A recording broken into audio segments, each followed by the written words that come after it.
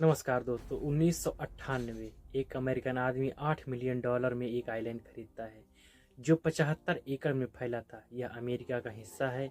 इसका नाम है लिटिल सेंट जेम्स। बाहर से देखने पर यह आइलैंड किसी स्वर्ग से कम नहीं था। बेहद सुंदर। इसके बीच में एक बंगला, दो बड़े स्विमिंग पूल और एक हेलीपैड भी था। इसी स्वर्ग के अंदर छिपा था बेहद काला सच। ऐसा सच जिसे बगल की आइलैंड पर रहने वाले लोग इस आइलैंड को पीडो आइलैंड कहते थे। आप जानकर हैरान हो जाएंगे, यहाँ 12 से 17 साल की लड़कियों की ट्रैकिंग की जाती थी। सबसे हैरान कर देने वाली बात थी कि यहाँ कौन कौन आया करता था। दुनिया भर के अमीर लोग, करोड़पति, मिलियनेयर, फेमस सेलिब्रिटी। इसमें कई बड़े बड़े नाम शामिल हैं। ब्रिटेन के Prince Andrew, scientist Stephen Hawking, comedian Chris Tucker, ना जाने कितने पॉलिटिशियन, बिलियनियर यहाँ आए थे। यहाँ पर उनके लिए पार्टी ऑर्गेनाइज की जाती थी।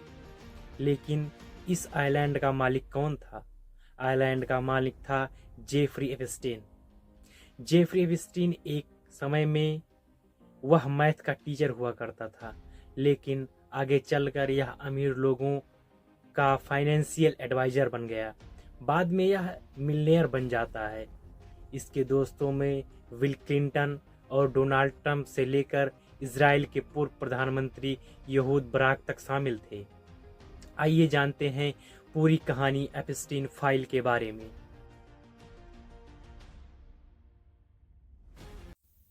एप्स्टीन की कहानी शुरू होती है 2005 में एक छोटी से पुलिस कंप्लेन से।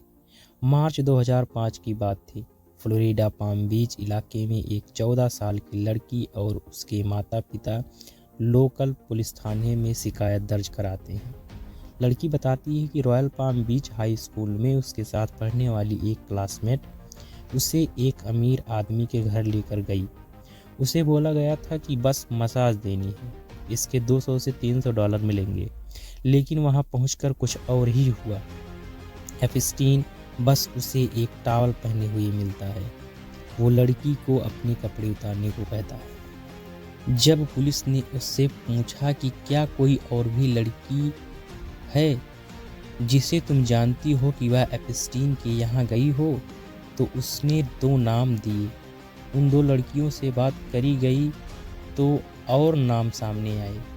फिर उसने बात करी गई तो और भी नाम सामने आए। पुलिस वाले यह देखकर हैरान हो गए, क्योंकि यह संख्या बढ़ती ही जा रही थी। कुछ समय बाद वहां की पुलिस ने 35 विक्टिम की पहचान कर ली और बहुत से लोगों को ढूंढा जा रहा था।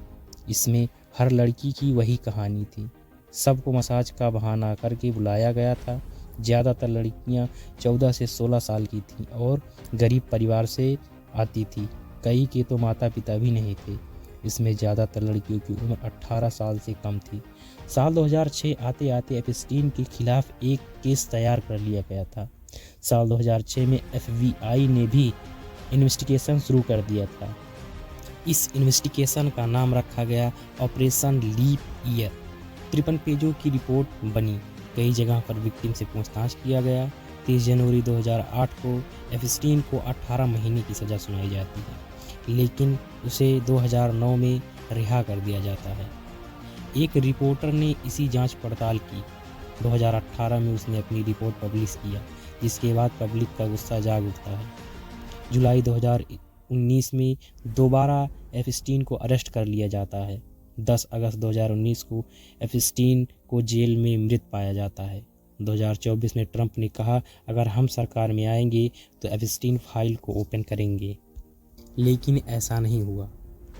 कुछ समय बाद जनता के अत्यधिक दबाव के कारण 19 दिसंबर 2025 को एप्स्टीन फाइल को रिलीज किया जाता है। अभी भी पूरा डॉक्यूमेंट रिलीज नहीं किया गया है।